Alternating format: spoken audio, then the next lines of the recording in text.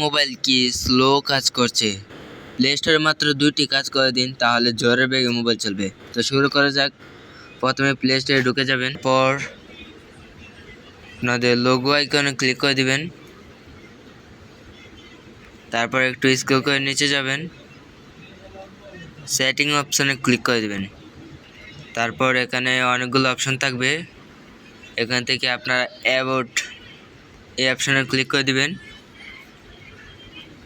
তারপর হচ্ছে কি নিচে এই যে আপডেট প্লে স্টোর, আপনারা তো আপনাদের অনেক সফটওয়্যারে আপডেট দিয়েছেন, কখনো কি প্লে স্টোর আপডেট দিয়েছেন?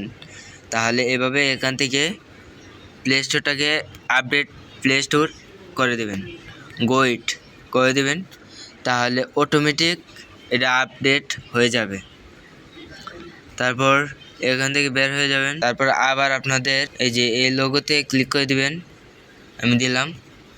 তারপরে একটু স্ক্রল করে নেবেন এবং এই যে প্লে প্রোডাক্ট এই অপশনটাতে ক্লিক করে দিবেন, আমি ক্লিক করে দিলাম।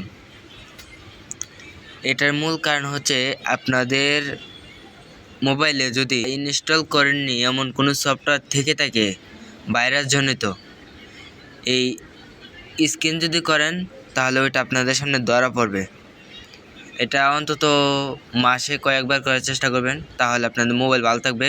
তো আমি স্ক্যান করে দিলাম, স্ক্যান হচ্ছে, স্ক্যান করতে পারেন, তাহলে আপনাদের মোবাইল চলবে জ্বরের গতিতে।